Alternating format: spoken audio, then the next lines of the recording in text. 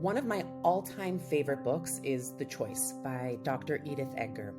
She talks about her experience as a child in Auschwitz. She saw her mother stand in line, headed to the gas chambers. She had a German officer tell her, "It's time to speak about your mother in past tense."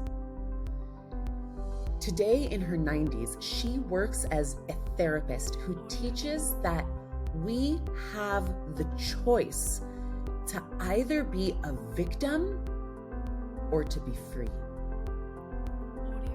A good definition of being a victim is when you keep the focus outside yourself, when you look outside yourself for someone to blame for your present circumstances, or to determine your purpose, your fate, your worth.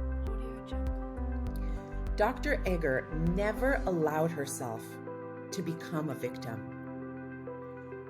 You have a choice every morning to ask one of two questions. Am I going to be a victim of circumstance or a creator of it? The victim asks, why me? The creator asks, what now? One question is debilitating, while the other is loaded with the possibility of manifestation. You have the freedom to choose how you react or respond to anything. I've walked in the alleyways of the Dharavi slums in Mumbai and seen people go from poverty to riches. I've traveled the Amazon jungle and visited tribes where people who have limited resources create thriving villages. And I know people who have been in and out of rehab who've turned their addiction into their lifelong mission, their purpose. However, I've also seen kids born into extreme wealth who commit suicide. People with beautiful husbands or wives come to resent their partners. And parents with amazing children look for what's wrong with their children.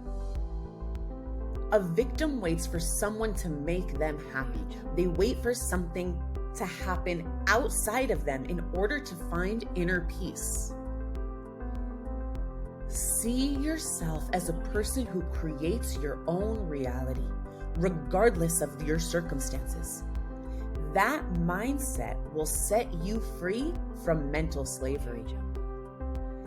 The funny thing is, it's the victims, the ones who say, "Why me?" that ask God for the most.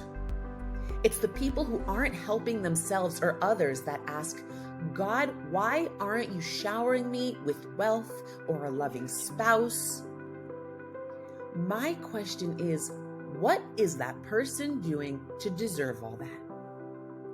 If you want to manifest, you cannot be a victim to your circumstance. The Zohar states that when there is sadness below in the physical world, you create sadness above in the spiritual realm.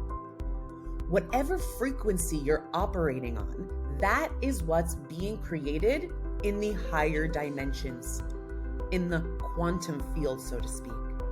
And that is what you will end up manifesting here on earth in your physical reality.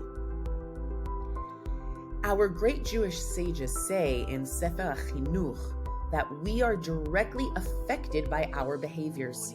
Our hearts and thoughts always follow after the actions that we do, whether good or bad. For the heart is drawn after behavior. What does that mean? It means that if someone is acting like a victim, their emotions will be directly impacted. And if you feel a low vibratory emotion, such as fear, sadness, anger, resentment, guilt, that is what you will be creating in the world of manifestation, hence co-creating more bad feeling circumstances in your life. It's time to break that vicious cycle. Life doesn't happen to you, it happens for you. If someone accuses you of doing something, the more upset and frustrated they become, the more you should say to yourself, I am getting calmer with every attack. I do not need to let this affect me. The Baal Shem Tov used to say that when someone abuses you and causes you suffering, you have to make every effort to love him even more than before. Nobody can make you feel inferior without you giving them permission. I'll leave you with a powerful quote by Viktor Frankl in his book, Man's Search for Meaning. He says that everything can be taken from a man but one thing, the last of the human freedoms. To choose one's attitude in any given set of circumstances, to choose one's own way. How are you going to go from victim to victorious?